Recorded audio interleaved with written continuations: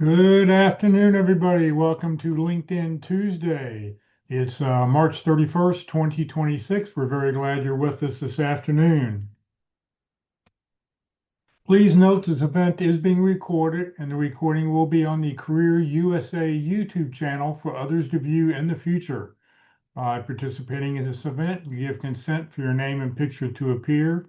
Please note that any comments you put in the Zoom chat window will not appear in the recording.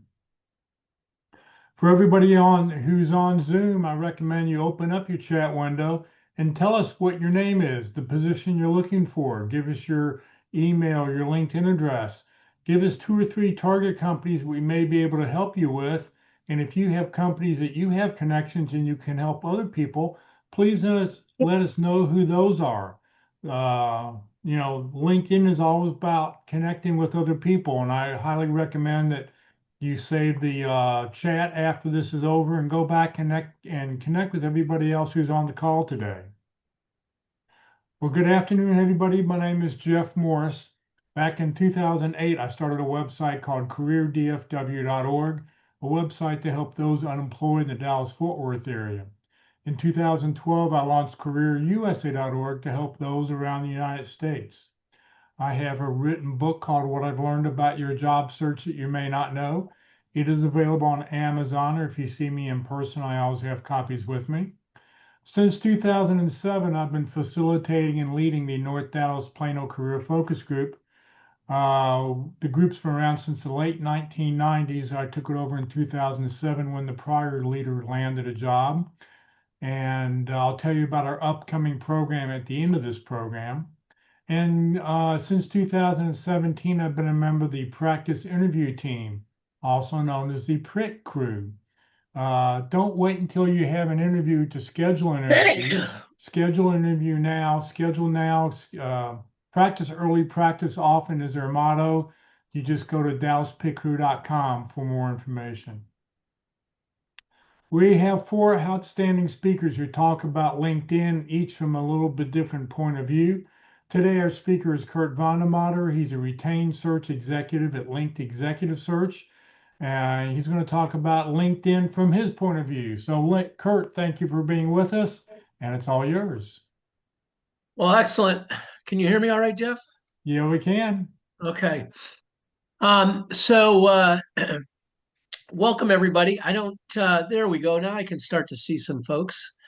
Um, I don't know how many we're going to have on today, but whether we have 100 or we have one, it's worth our time to be with you today. So we appreciate you taking time out of your busy day to be with us.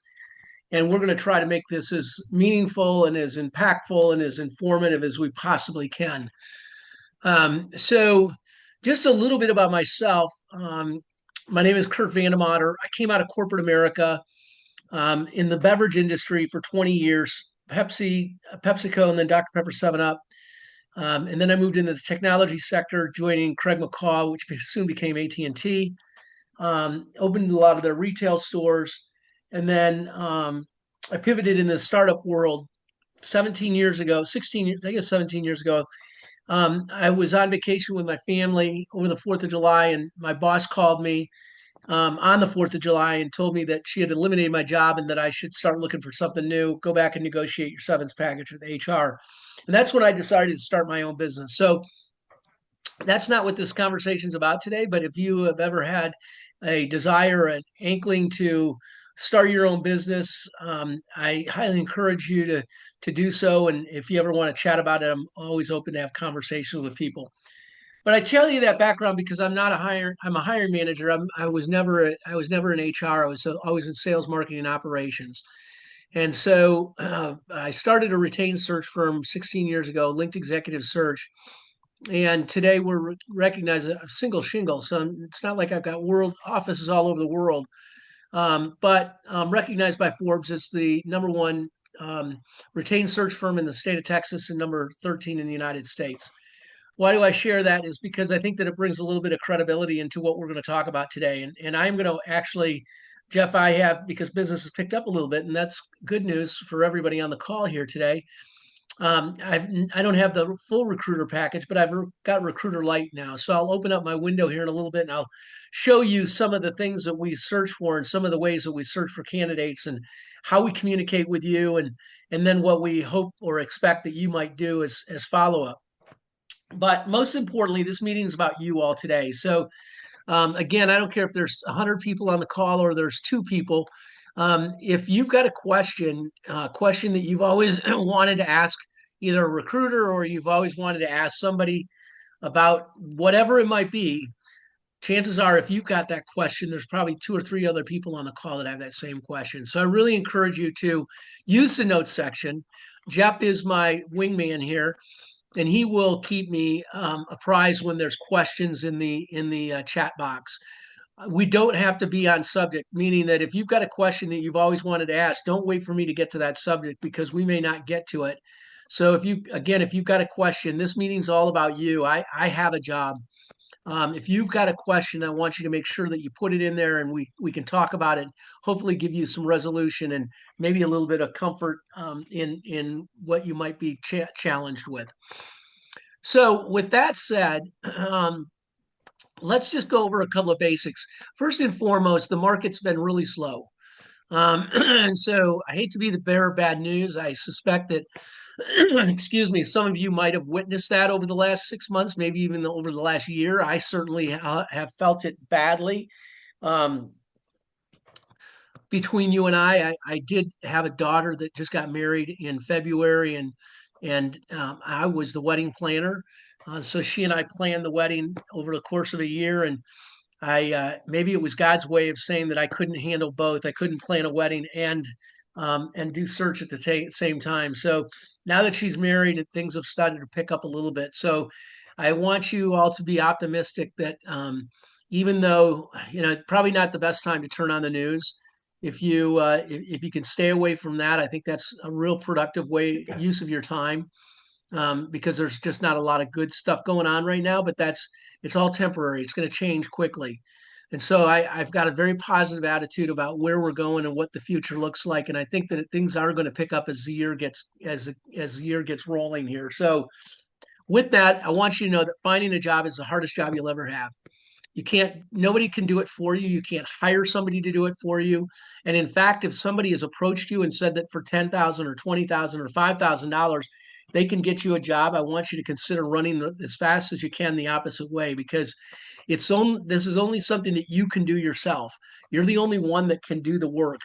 You can use resources as Jeff has identified by building your network and chatting with people and being a part of accountability groups and going to networking events and using LinkedIn as a tool. But at the end of the day, you're the one that has to go out and do the interview, and you're the one that has to solve the problems that the company is trying to solve. So with that said, let's just talk a bit about recruiters, Jeff. I think you've got a slide for me that we've shared in the past. I think this is helpful for some of you that maybe not have gotten, don't have not, seen this before. But we talk about there's three kinds of recruiters. And when we talk about recruiters, there's inside recruiters. Those are the in-house recruiters. They are, I think, of companies like AT&T. They probably have 500 recruiters. Maybe they only have 400, but they've got a lot of recruiters, and they've got recruiters that are focused on retail store salespeople. They've got recruiters that are focused on site or cell site purchases and leases. They've got people that are focused on marketing. They've got people that are focused on outside sales. So there's a lot of recruiters. Generally, they're in a silo, and generally they have a lot of jobs open. So I guess the biggest lesson learned is that a couple things. One is that these large companies all use applicant tracking systems, ATSs, and these applicant tracking systems can be tweaked and turned up and turned down any direction that they want to. And so that has, as some of you may have gotten caught in that ATS trap in the past, where you've gotten a note quickly that says that you're not qualified. I can't tell you what they're looking at because the variables of what they can put into that ATS are so magnificent that it would be impossible for anybody to try to figure that out. Some triggers are if you've got a Yahoo email address, as crazy as it might seem. Or my wife has got a, what does she have? She's got a, um, what's one of the older ones? Anyway, there's old email address, and those are looked at, could be looked at negatively by the ATS because it suggests that maybe you're older or you're not current with the trends. So they can set them for as crazy of things like that, but generally it's years of experience. Today with AI, they can do a lot better job of drilling into exactly what you've done and what your successes have been. So again, they in-house recruiters have a lot of jobs on their plate, so they're very, very busy. They know the hiring manager very well. And so they're very specific. They know exactly what they're looking for, and they're generally not going to take into the hiring manager a candidate that's only got 70% of what they're looking for because they've been in that office before and they've been told, sorry, but that's not what I'm looking for. I thought you understood. And so they get pretty shy as far as presenting candidates that are outside the box. Um, but the lesson there is number one, they're busy. Number two, they know exactly what they're looking for. Number three, they're generally very young in their career, so they don't have the skills to connect all the dots.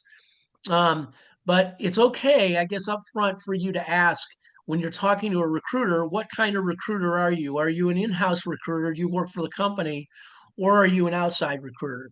Moving to the outside recruiters, if a company's got a job, they've got a couple of options. They can go to a contingent firm.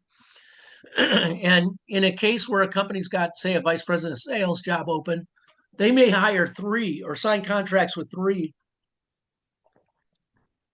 contingent firms, and the only firm that gets paid is the firm that brings the candidate to that gets hired. So contingent firms, they move very, very quickly. I don't do contingent work because I'd rather lose money on the golf course than to work all day and find out that the company found somebody else from another recruiter or somewhere else that I'm not a part of. So um, these recruiters, when you're talking to them, again, they're moving pretty quickly. Listen very carefully to what they're looking for, and the questions that they've got for you will help point you in the direction of how you want to communicate with them. Um, and just give them the information that they need because they want to get your resume. If you're a fit for their organization, they want to get your resume in front of their client before another recruiter does, and they want to close the deal quickly so that they can get paid something. Outside retained research consultants, that's what I do. When a company hires me, I'm exclusive. I'm the only one that's going to fill that job. So you're not going to find it posted anywhere else or anybody else searching for this role. I get paid up front a fee. And what that does is that helps make sure that we're both on the same page.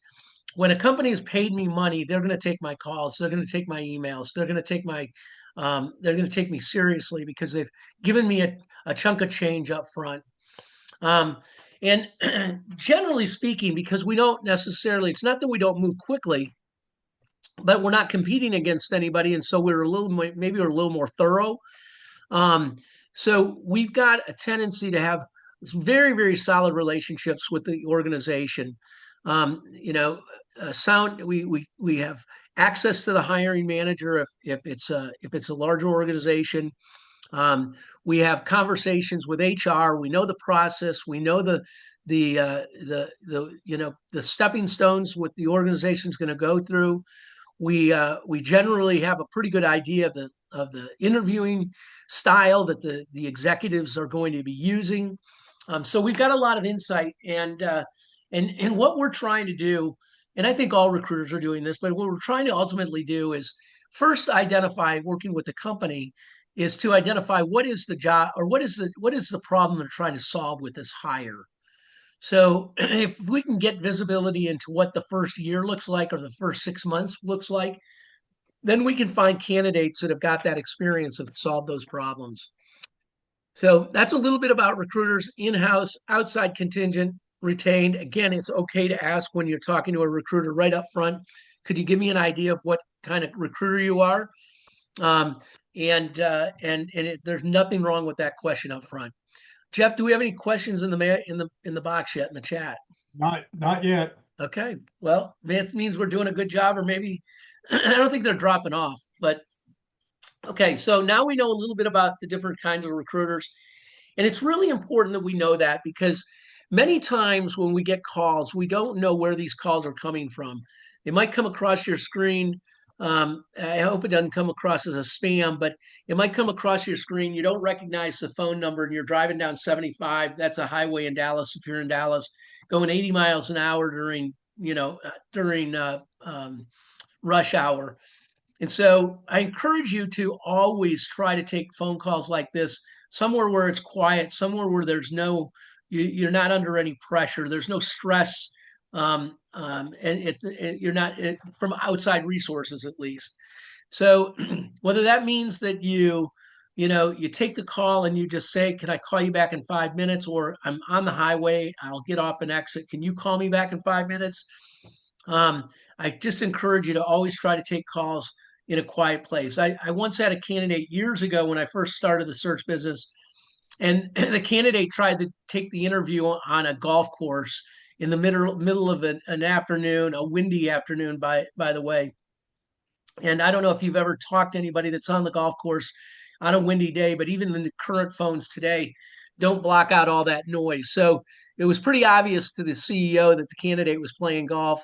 And that was kind of a slap in the face that this candidate hadn't taken time to be somewhere quiet where he could really engage in the conversation. So don't be that candidate if you can avoid it.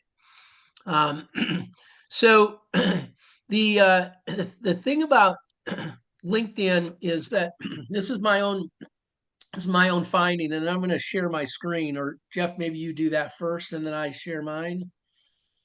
Nope, you get to share first. Okay, got it. Let me go to a new window. So one of the things that I'm often asked is, um, okay, we're going to go to recruiter. Right.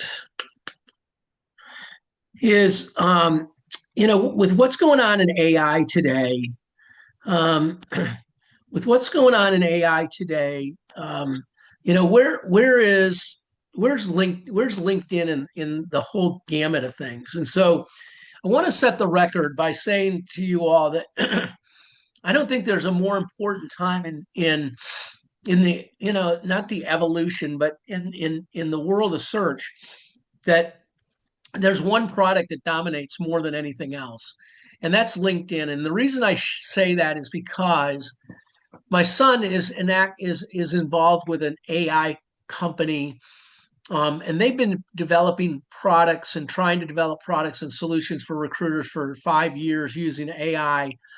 And they set out with the objective of they thought that they could help recruiters find better candidates quicker. I was on a call recently, not with his company, but with another AI company in the recruiting space. And I called my son afterwards and said, what I've learned is that there isn't an AI company in the recruiting space today that is taunting the fact that they can find candidates better. What they're doing is they're simplifying the process for recruiters. So they're automating letter writing, they're automating, reaching out to their network, they're automating tools to communicate with candidates. But the bottom line is that all of these AI tools go back to one product, and that's LinkedIn. Um, and I can guarantee you that every one of these AI companies has got a staff of research people and coders and writers that are working daily to try to figure out how to trick the code that LinkedIn has put out there. So why is that important? It just comes back to the fact that LinkedIn for professionals looking for a job, actively looking, or people that are even passively looking, LinkedIn is the place that you've got to be, and that's where your profile's got to be the strongest. So we're going to go to, let's see now if I can share. And I think I'm right here. Okay, so first and foremost, I think it's important that if you see somebody's name that pops up here, then I want to make sure that you. I hope I say something nice, but if I pick apart their resume for some or their LinkedIn profile for some reason, I don't want to. I don't want it to be a bad guy for that. So I'll try to be kind and give you good feedback on other people's profiles, which you then can translate into your own profile. Jeff, any questions? Well, yes, one from Tucker. Do you recommend using AI to reconfigure your resume for every single job you apply to? Also, do you recommend a particular strategy or do you suggest a specific expert to optimize your LinkedIn profile? So let's answer the first question is, that's not absurd to think that you would do that by, if you're really familiar with AI products and tools and you understand how they work, then to load into, a Claude, this is the job description for the job. This is my resume. How can I improve my resume? Those of you that don't use AI, literally what I just said, what you put into AI it'll spit back a new resume that reflects that job. So the thing that I think is you got to be really careful of is that you can't just always copy and paste. And so again, I think that you've got to have a very good working um, understanding of how AI works and what parameters and what does it look like when you just copy and paste and what's the reader's experience, and if they are an expert in AI, will they bust you like a college kid? So I think it's a great idea. I think another thing that you can do though that maybe easier and not necessarily, I don't know that it's easier, certainly will be as productive, is to take the job description that you've got for the job, put it in AI and ask it to prioritize the priorities for this job. What are the most important elements of this role? What are the biggest challenges? And get AI to spit those out for you, and it'll come out to you in a bullet format, and then go back to your own resume and make sure that those bullets are in your resume. And I would do that, I would kind of do that myself instead of relying on AI. Does that make sense? Tucker, if you want to take your microphone off, I'm happy to have a conversation too. The second part of the question, go back to that, Jeff, and read it to me. I don't know if I Also, understood. do you recommend a particular strategy or do you suggest a specific expert to optimize your LinkedIn profile? No, no, I think it's coming to these seminars. I think it's um, is Terry Sullivan. If you haven't been to his presentation, is amazing. Schedule an appointment with him. He offers 15-minute consulting sessions for free. I think it is. Um, he's amazing. But you know, again, Tucker might be a lot better at AI than I am. So I kind of take the old fashioned route to it. But if you've heard where somebody has beefed up their LinkedIn profile using AI, then I would take advantage of anything that I could to make sure that I've got the absolute best LinkedIn profile that I possibly can. But a lot of that has to do with you posting, and a lot of it has to do with you building your network and accepting invitations and those kinds of things that really help move your name to a better position within LinkedIn. It's the SSI score that Terry teaches that I think is really important. And that's not why I'm here today, but if you've got a question about it, you can just Google SSI LinkedIn and it'll tell you real quickly how to look up your SSI score. Did that help, Tucker? Yeah, that was great, Kurt. Thank you, and long time no see. This is my friend Tucker. Oh my gosh, y'all, this young man that's talking to me right now, I just want everybody on this call to know that this young man is absolutely amazing. A Notre Dame graduate. I'm a little prejudiced to that because I'm a big Irish fan. But this man has raised some great children. I don't even know how old they are now, Tucker, but I know they're not in middle school anymore. He's got an amazing family. He's a smart guy. He is smart, smart, smart, smart, smart. if you guys don't know Tucker, connect with Tucker because he's resourceful. He's a great young man, and I know he's not as young as he used to be because I'm old too. Well, So Tucker also asked, what do you recommend for older candidates? Should Yeah, they yeah. move yeah, older jobs and delete dates? and yeah, Kurt, you may be talking to the wrong Tucker because I'm the old guy now. Okay. So there's really nothing you can do when you get to the bottom line of it. You can't hide your age, and so I've got a friend of mine that I met with a couple of years ago. I hadn't seen him in a couple of years, and he walked in, and all of a sudden he had black hair, and I was like, "What are you doing? Did anybody tell you look a little silly?" Now, I can say that because this is what I do for a living and I try to be honest with people, but you know, you can't hide your age. And so if you want to, you can take some of the dates off, you can take some of your previous experiences off, but there are opportunities for people that are more senior in their career and have and than you might think. I don't do a lot of these searches, but one specifically comes to mind where I was working with a family business down in South Texas, and they were in the hardware business, and they were looking for a CEO, for somebody that could come in and be the CEO for the company for 5 to 7 years as they trained. And this person was going, that was their responsibilities. Part of their onboarding was they were going to train and the new CEO, who was the third generation. So that gentleman that they were looking for, they really wanted somebody that was 65 years old, that would be there through the end of their career. And they were willing to, and they put some very nice bonuses in place to make sure that that executive stays there for that period of time. So, don't rule out your age. Companies need us older people. We're smart, we work hard, we're well networked, we communicate with others well, we're team players. And so don't put that age thing behind you. It's in your own mind. It's not everywhere. Hope that helps. Okay, what we want to do then is, I've got, what I've done here is, this is a search I was conducting earlier, and I was looking. I've got so well. Let me start at the top here. You can see where they give you a pretty robust um, option as far as looking at job titles. I can put in any kind of job title that I want to. Um, in this particular case, I was looking for a PR person, so public relations specialist. Okay. And I put in Chicago and Dallas.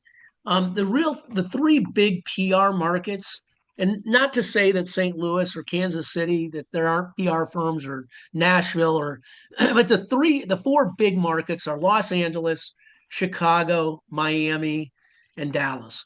And so I just started, because I can't look at, you're going to see here where I can only look at so many.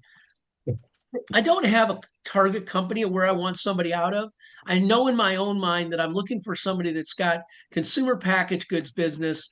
And I don't care if they come from the client side, meaning that they work for Frito, or they came from the agency side, which might have been um, Shandwick or a publicist or somebody like that. So I don't care about that. Obviously, I've not put any restrictions in there as far as age, because that's not an issue. What this organization is looking for is somebody that's strategic, somebody that has experience in crisis management, somebody that's got experience in in consumer products, communications. Um, and then this company, they do four very, very large, significant promotions. They call them activations a year.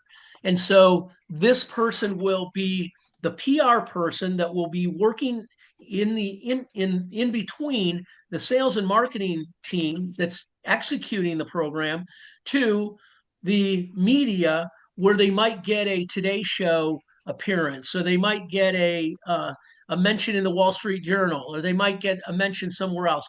That's what this executive is doing, in addition to a whole lot of other things. So that gives you a little bit of an idea. So it starts off, and you can see right here that I've got 800 right here. There's 853 results. Okay. So what I do as a recruiter is I can look at candidates really, really quickly.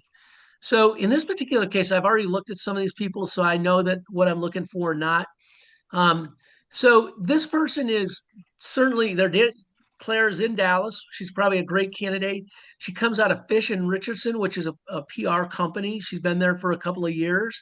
Before that, she was in legal, and I'm not looking for somebody that's got legal experience. So right off the bat, and she's got up here in her header as well, law practice. That is not what I'm looking for. And so I'm going to move. I move right past Claire, and I go right immediately to the next candidate, and I can see that they're at Target. I love that. Retail. Oh, Kellogg's. Love that. Okay. That's a consumer packaged goods company. This company likes big companies. So I click on on Cassandra, and now I can get better ideas. So if I don't know a company name, let's say I don't, Dyson. What is Dyson? Well, I think we all know that it's a vacuum cleaner company and power tools and things like that, appliances, electrical. I knew that, but if I didn't know that, I can click there real quickly and know exactly what the company does. She's got good longevity within companies, and that's one of the things that this company does look for is that they haven't been a job jumper every year. And so she's held some jobs and she's held some big companies. So this is somebody that I want to that I want to talk to. So what I can do right immediately is I can click on this envelope and I can go here and I can search for a a a job or a template, and I can type in a note to Cassandra that I've already written. Okay, Cassandra. And then I might make it even more personal by say, I really like your experience in both retail and CPG. Okay. And then a little bit about what we're looking for. Auto corrects me. Okay. I give her my phone number, my email address, in hopes that Cassandra is going to find something of interest here. I'm only asking for 6 minutes. I got to move all y'all out of the way here a second. So then I come over here, and that's how quickly I can send that message. Okay. Now, what I want to share with everybody on the call today is that Cassandra's got a good, a decent profile. She's given me all the jobs, or she gives recruiters, people to look at her profile, all the different jobs she's had. She's had good transition move through organizations, but she has not taken advantage of this summary section. Okay. This is 2,800 characters. Okay. And she hasn't used probably 400 characters here. This is a place that is, I call it the most unused real estate in the job market. Because what Cassandra should be doing if she wanted to make her LinkedIn profile better, she may not. She may not even be looking for a job. So this isn't important to her. But for you, those of you that are looking for a job, I want to make sure that you fill this summary up with keywords. Okay. So candidates say to me, where do you find keywords? Well, you find keywords in your job, just in your resume. Okay. Throw it into AI, ask AI to pull out all the keywords. Take 4 or 5 jobs that you've been interviewing for or that you've applied for. Take those job descriptions, throw them into AI, ask it for it to spit out the most important keywords. Sit in bed at night and just think of the keywords that describe what you did. But I want you to fill up that section with keywords because, as you can see, in this particular search that I'm working on, I'm going to close out Cassandra right now. Let's see here. Hold on a second. I want to make sure I don't close everything out. Okay. So I close out Cassandra. You can see that I can search for a lot of things. If I don't think that I have time to go through 853, I can put further filters in here that will then help me get that number a little bit lower. But what you'll see if I continue through this search here, what you'll see is that as I move through the search, the quality of candidates that I get to starts to disintegrate, meaning that I'm really not looking at, I'm not always looking. If I go down to 5, I'll show you I'll see a lot more brand people. I see a lot of sales people. Okay. I have nothing in here that talks about sales. I'm looking for public relations specialist, and I'm getting, you know, global communications. Well, that's certainly in PR. Sales and event. I get a lot of event planning. So as a recruiter, we can look at these profiles very, very quickly. But there was one that I clicked on earlier today. If I went all the way back to one, I might be able to find it. And and it was, to my surprise, when I clicked on it. Let's see if I can find it. Um, Lo and behold, I didn't have to send an email. So when I was using LinkedIn Recruiter, okay, when I was using LinkedIn Recruiter, I I had unlimited in-mails. Okay, I could send as many in-mails as I wanted to.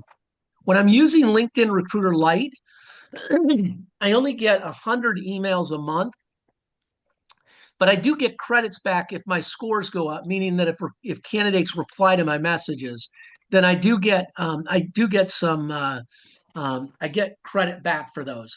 The reason I share that is, you might say, well, I don't care. That has nothing to do with me as a search looking for a job. Well, what it means is that when I'm a recruiter looking to fill a job and I pull up a candidate, that's not the one I wanted. When I pull up a candidate and they have given me their email address or their phone number, those candidates move to the head of the class. Okay. I can't overemphasize in the summary section. Okay. I can look through these summary sections really quickly. Right now, I can tell you there's nothing in Claire's summary section that gives me an email or a phone number. Okay. I could tell it within a second, because I'm looking for just that. I'm not even reading it. I'm just looking for phone numbers, and I'm looking for an @ sign, and it's not there. Okay. So if I want to talk to Claire, there's only one thing that I can do, and that's to go send her an in-mail. And guess what? Only 8% of candidates reply to in-mails. 8%. Really awful. Now, I haven't got new numbers yet, but when I had LinkedIn Recruiter a year ago, my numbers were in the 20s. So I was like 21, 22%. That's still good, but think about it. I'm sitting at my desk all day. I'm looking for this PR manager for a consumer packaged goods company in Dallas. They've paid me a retainer. And in 2 weeks, I want to talk to this client about a few candidates. And so I'm working as hard as I can to fill up my funnel and to open up conversations with as many people as I can. And if you have your link in your LinkedIn profile in the summary, you give me your email address and your phone number, you move to the head of the class, because I can have a conversation with you immediately. Okay. So I can't overemphasize, again, going back here, where would she put it? She would put it in her summary section. And if you got a question, go look at my LinkedIn profile. And my LinkedIn profile is full of keywords: recruiter, executive search, retained search executive, executive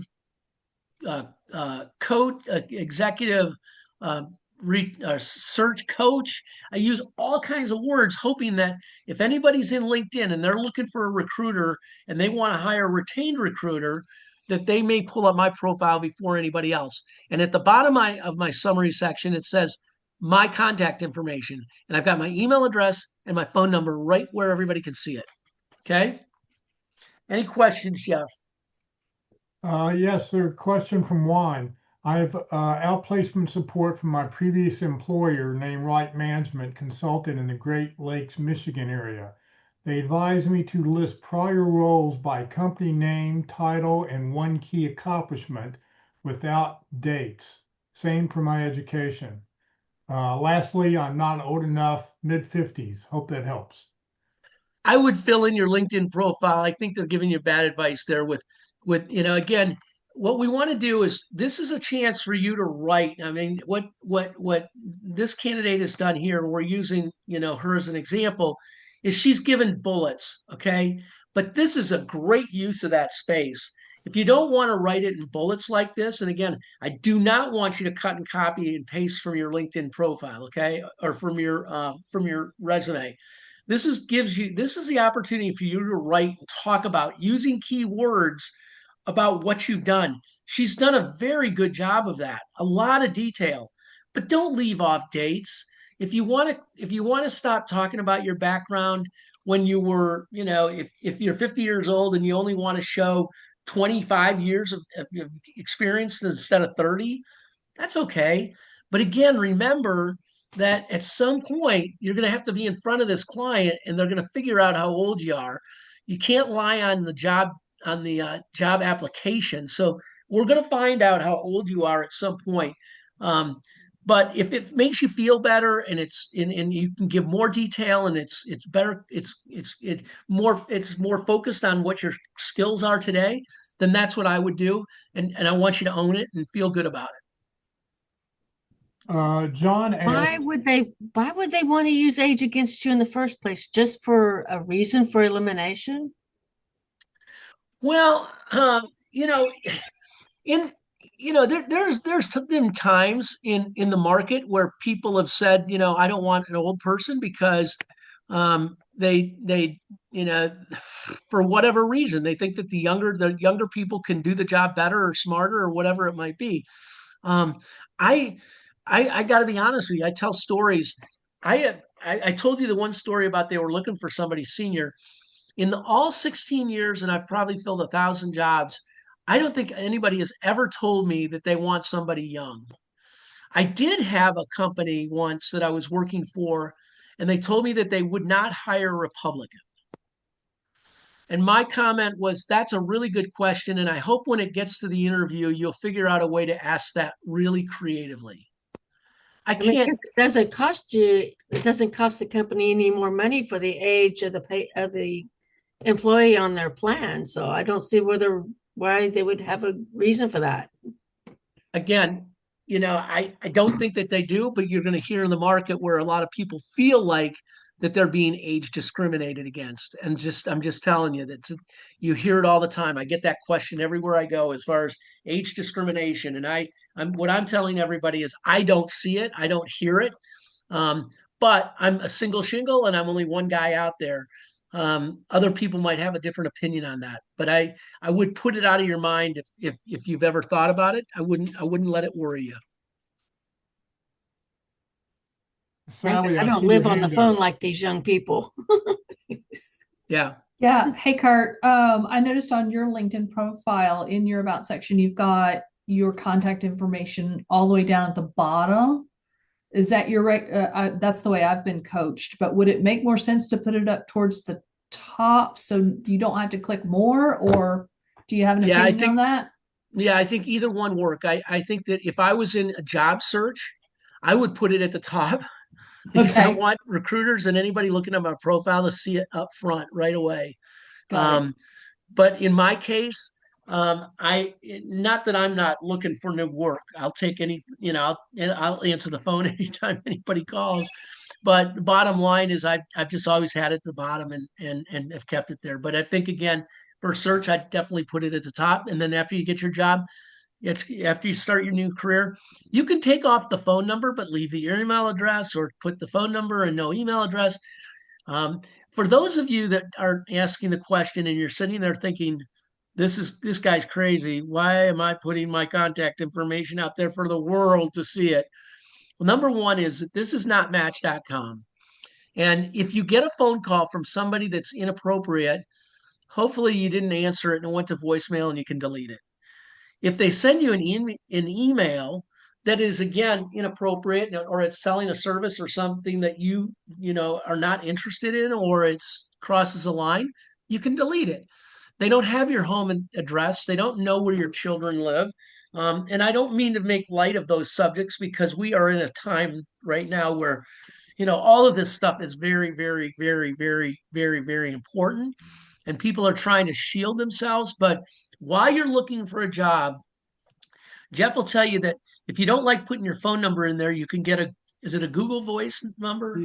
Yes, Google Voice. Yep. And then it calls that number and then it calls you and you get to hear who's calling you. So if you want to, that's that's an attractive way to work around, but still provide the people that are looking for you the phone number. The same goes where I highly encourage candidates that are actively looking for jobs to put the wreath around their head. And the reason is again, I'm somewhat of a storyteller, but Barb works for the CEO and he's on vacation with his family for spring break. And she's gotten all the stuff done for the annual meeting. She's gotten stuff done all for the regional meetings that he's got to go to. Got all the planning done, and it's Thursday, and she's going to take Friday off. She's got half a day, and she's just kind of sitting at her desk cleaning things up. She gets on LinkedIn, and she knows that he's looking for a new VP of sales. So she starts going through her LinkedIn profile or her LinkedIn and the contacts that she has to see if she can find anybody. And she might just blaze right by your profile. Yeah, Jack was a good guy that I worked with, but you wouldn't stand out to her. But if you've got that wreath on your neck, she knows immediately that you're actively looking for a job, and that will cause her hesitation to stop, look at your profile, and then possibly or hopefully call you to say, I would have never thought that you were looking for a job. I thought you were going to be a lifer at, whatever company you were at.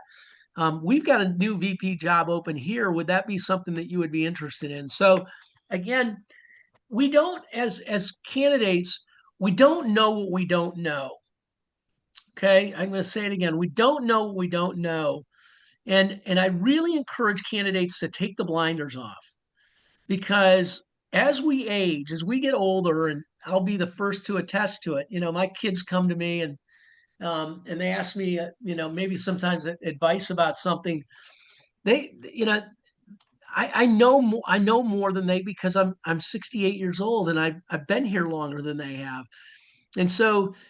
But in job search, we got to make sure that we take those blinders off and forget that we know so much because there's going to be times in your search where there's a job that comes available and it's got a title that's different than what you really want at this point in your career. But so you just turn it down. Well, there's many times in the 16 years that I've been doing this, probably 10 times, where I've sent a candidate in for a senior manager job for a company. The CEO interviews, calls me, says, I'm going to hire Jack for the director of XYZ. Keep looking for the job and send me an invoice for Jack. I'm like, well, I didn't even know you had that job open. And he says, well, I didn't either. But when we met Jack, we realized that he would be the perfect fit for what we're looking for. So if Jack hadn't gone in for that interview thinking that this is just a senior manager role and I really want a director's role, he would have never had the opportunity. So great example of keep the blinders off. You don't know what you don't know. There's some great brands out there that you might discount, but you don't have to turn down job offers until you get job offers, right? You don't have to turn down job offers until you get job offers. So don't turn down the interview before you get the interview and maybe get the job offer. And then you can figure out whether it's the right fit or not. Jeff, what other questions have we got there? Let's see here. Doesn't LinkedIn share your email with potential recruiters? That was No. a setting I could select open when I selected open to work. Is there a risk of spam including your emails in the about section? No risk. You're not going to get spammed. I've never heard of a candidate say, Kurt, you told me to do this and it's been the worst decision I ever made. I've gotten so much junk and spam and so forth. So no. And only if you provide your contact information in LinkedIn does it share it with anybody. So you've got to authorize it and put it in there. And you can do that automatically. But what I'm encouraging you to do is to do both. Put it in there. It put it in where they allow you to put the phone number, but then also put it in the summary section. You saw how quickly, I mean, I went through this, and again, she doesn't work for an agency. She works for a public, they're a law firm. Okay. So I can see real quickly just by looking at her profile that quickly that she's not the right fit. And I go right on to Cassandra. We already know we like Cassandra. We go to Sarah. We can look at Sarah real quick. Okay. Got 14 years of experience, but there's no email address or phone number in here that I can see. Okay. I go down. She's with Unisys. And then she's with Accenture. She's a technology geek. I don't need a technology geek. I need somebody that's got Razor Health. I'm not looking for a healthcare person, but let's just see if he's done some consumer packaged goods down here somewhere. Momentum Worldwide, no. O'Malley, Billion Dollar Bay, maybe. No, doesn't have experience I'm looking for. That's how quickly recruiters go through these resumes, okay, or your profile. So if somebody that I like, then I'm going to tear into it to see and really read everything, look at their resume, understand what is for travel. I will take a lot of time if it's somebody that I'm interested in, but if it's not, I just move through it. Recruiters, we move through them very, very, very quickly. What are the questions we got? And then I've got one last thing I want to offer everybody some advice on. Do you have a different or additional advice for someone looking for part-time positions? No, not really. I think there should be a lot of part-time work out there. I don't know what industry and what part of the country you're in, but I would think that the fractional piece, there's a lot of opportunities. I would go to networking events. I would put together an accountability group. And I like accountability groups that are women with women or men with men, only because you're going to talk about other stuff other than just the job eventually. But accountability groups, 2 or 3, 4 people that all are looking for the same job. So if you're looking for temporary work, but it's not, you could go to Starbucks and be a barista part-time. You're looking for a fractional job that is satisfying to your career. I would find 2 or 3 other people that are looking for that same kind of work. Why do we want to network with people that are looking for the same work? Is because there's going to be things that come across their calendar that they're not qualified for, that you could be qualified for. And if they get a job before you get a job, you know that they're going to introduce you to a whole ton of people because they got a job, and now they're going to call people that they've interviewed with and say, "Hey, I just accepted a job, but I've got a candidate that I think you ought to talk to." So it works in mysterious ways, but I highly encourage you to get together with accountability groups and to work your search. And that can be for full-time, if you're looking for a full-time marketing director role, or if you're looking for a vice president of finance, I encourage you to put together accountability groups. Okay. Jeff, do I take this screen? How do I close the screen? Take the share off? Yeah, or I can do it. Okay, so what I wanted to go to next, Jeff, was the prayer letter. So I give this out to everybody that comes to Jeff's seminars, and I talk with it about a lot of people that I network with and that I coach or mentor on the side. I want to go back to the young lady that's working with a right management in the Michigan market. If you get the opportunity to work with an outside, an outplacement organization, make sure you're taking advantage of those opportunities, people. Those are free opportunities, and it doesn't cost you anything. And they're generally pretty good. There's a lot of resources that you can gain, whether it's learning some new technology or learning new search tools or a lot of different things. I just encourage you to engage with those folks. The last thing I want to share with everybody is what I call the prayer letter. And the prayer letter is not because it's close to Easter that we're in prayer. We should be, and some of us are. But what we want to really talk about the prayer letter is that your network is your net worth. I was on LinkedIn a couple of weeks ago, and I saw somebody was kind of advertising that, and I kind of giggled because I've been saying that for 17 years. Remember, your network is your net worth. So in job search, what does that mean? What that means is that every one of you on this call has got contacts with people that they've worked with, people that they've called on, people that have called on you as salespeople, people that you've met at conventions, managers, people you met on airplanes, people that your kids play soccer with, people that you go to church with. All of these people are people that know you, and they should be a part of the prayer letter. So what I want you to do is consider in the month of May, April, because it's coming right up, is to take 2 or 3 weeks in April and put together a list of all the people that are in your network. Okay. Excuse me, my nose is itching something badly, Jeff. So make a list, an Excel spreadsheet with everybody's name, email address, and phone number. Make sense? An Excel spreadsheet with their name, email address, and phone number. Leave a section for notes if you want to on the end. So make that list first. The second thing we want to do the second half of April is we want to activate that list. And by activating that list, what we're talking about is calling every one of those people on that list and letting them know that, hey, Jack, I'm actively looking for a new opportunity. I don't expect that you get me a job, but I know that you've got a great job and you are you call on great companies. You hear about a lot of different opportunities. I just want you to know that I'm actively looking. And if you ever hear of anything that might be of interest to me, I'd love that phone call. So when you get somebody live on the phone, we want to make sure that we are taking their email address, making sure we got the right email address. We know that we got the right phone number because we're talking to them, but make sure you got the right email address. We've made those 150, 200, 400 calls. Some of you may have a list of 500 people, okay? Activate your network. Second thing we do is now we've activated, I'm going to tell you in month 2 that I want you to, again, reach out to everybody in your network. Okay. And you're going to laugh at me and say, Kurt, that was a lot of work to call all those people.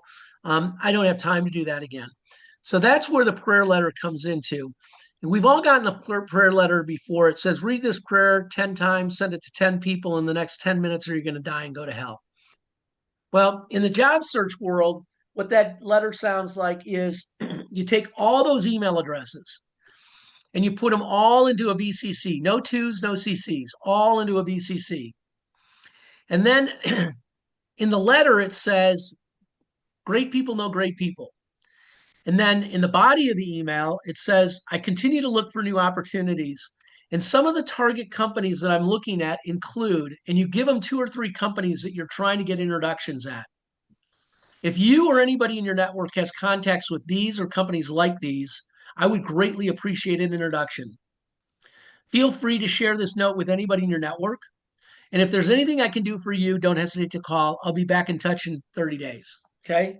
So this is the prayer letter. It gets sent every 30 days.